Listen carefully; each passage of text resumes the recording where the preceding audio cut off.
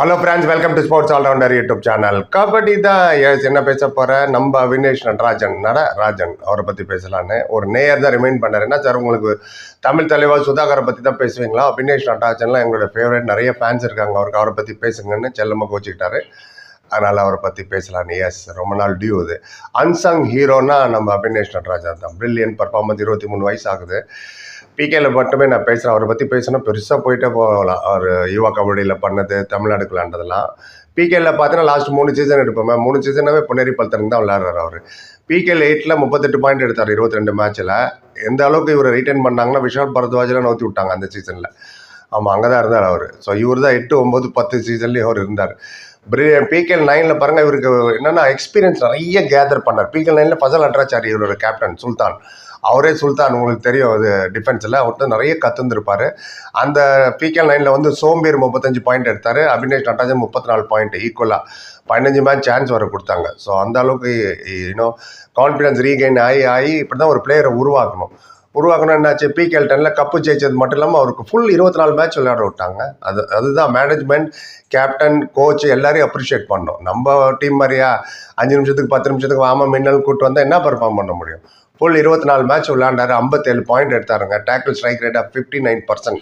Cup ஜெயிச்ச season சொல்கிறேன். I5 3 வாட்டி எடுத்தார். எல்லாத்தோட ப்ளஸ் பாயிண்ட், ஒரு பெரிய ப்ளஸ்ன்னா சியானோ கூட விளையாடிட்டு இருந்தார். முகமது ரஜா சியானே கூட. அவரே ஃபுல் 24 மேட்ச் விளையாடி அவர் தான் மெயின் டிஃபெண்டர். அவங்களுக்கு 99 பாயிண்ட் எடுத்தார். 11 I5. அப்போ அவர்கிட்ட வந்து எவ்வளோ விஷயங்கள் கற்றுந்துருப்பார். அதுவும் இல்லாமல் கௌரவ் கத்ரி, அவர் ஒரு 72 பாயிண்ட் 24 மேட்ச்சில்.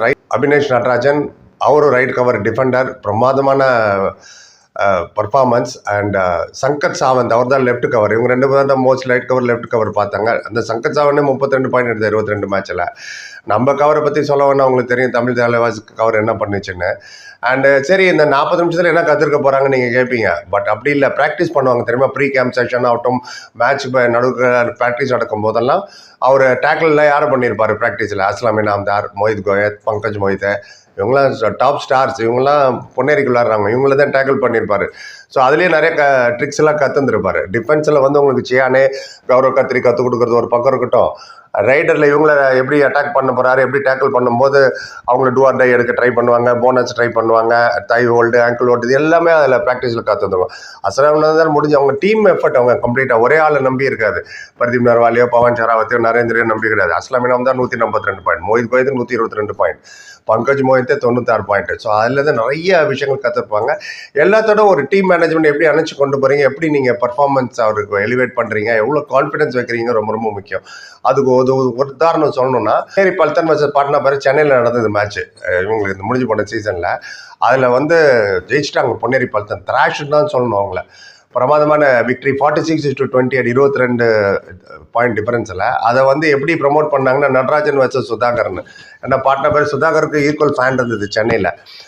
அபினேஷ் நடராஜன் 5 பாயிண்ட் எடுத்தார். அவர் 5 பாயிண்ட் தான் எடுக்க முடிஞ்சது சுதாகரால். மேட்ச் வர தோத்துட்டாங்க. அந்த மேட்சில் தான் பிசி ரமேஷ் சொன்னார்னு அஸ்லாம் இனாம்தாரும் முகமது ரஜினும் தோளில் சுமந்துட்டு கிரவுண்டே சுற்றி வந்தாங்க. ஆமாம், இண்டோர் ஸ்டேடியம் இருந்தாலும் நல்லா அது பார்க்குறதுக்கு. அந்தளவுக்கு ஒரு மரியாதை கொடுத்து அவர் பிளேயருக்கு எப்படி அப்ரிஷியேட் பண்ணுறாங்க. சியானே ஓரளவுக்கு ஒரு டிஃபெண்டர் இருக்குமோ அவரே ஒரு தூக்கி வச்சுட்டு கொண்டாடுறாருன்னா பாருங்கள்.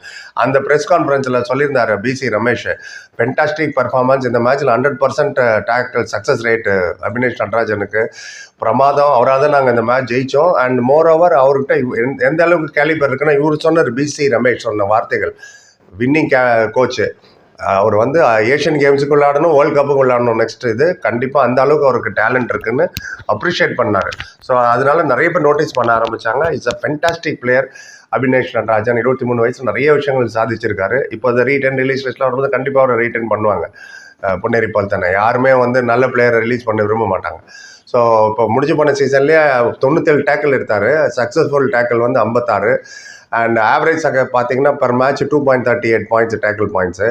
அண்ட் இந்த பர்டிகுலர் மேட்ச் பொன்னேரி பல்தன் வச்சு பாடினா தான் 100% ஸ்ட்ரைக் ரேட்டு. ரொம்ப நாள் அந்த க்ரௌடும் அவருக்கு ரொம்ப பயங்கர சப்போர்ட் பண்ணிச்சு. நம்ம தமிழ் தலைவர் தான் 4 மேட்ச்சும் தோத்துச்சு சென்னையில், ஞாபகம் இருக்குன்னு நினைக்கிறேன். இப்போ அவங்க வந்துட்டு அஸ்டன் குமார் நல்லா தான் கோச் பண்ணார். நம்ம பிளேயர் சரியில்லைன்னா ஃபுல்லாக விளையாட விடுங்க 24. அபிஷேக் மட்டும் தான் 24 மேட்ச் விளையாண்டார். சும்மா ஏன் அதை லிங்க் பண்ணுறேன்னா ஆதங்கம் சொல்கிறேன், என்ன பண்ணுறது. But well done Abinesh Natarajan. எங்கே இருந்தாலும் நம்ம பசங்க தானே. அபினேஷ் நடராஜன் ஆகட்டும், சுதாகர் ஆகட்டும், அஜித் குமார், விஸ்வநாத், அவங்களாம் ஃபுல் சான்ஸ் கிடச்சி மற்ற டீமில் முகிலன், சண்முகம் எல்லா இடத்துலையும் பார்ப்போம். ஒரு வெரி சூன் இப்போ நெக்ஸ்ட் வீக் 10 நாளுக்குள்ளே உங்களுக்கு வந்துடும் ரீட்டைன் லிஸ்ட் எவ்வளோ என்னைக்குள்ளே கொடுக்கணும், எவ்வளோ பட்ஜெட்டு என்னன்னு. ஏன்னா மோஸ்ட் ப்ராப்ளி ஜூலையிலே ஸ்டார்ட் ஆகிடும். அதை பற்றி நிறைய வீடியோ இதே சேனலில் போட்டிருக்கேன். பார்க்கணும் போய் டக்குன்னு அது பார்த்துட்டு உங்கள் கருத்துக்களை சொல்லுங்கள்.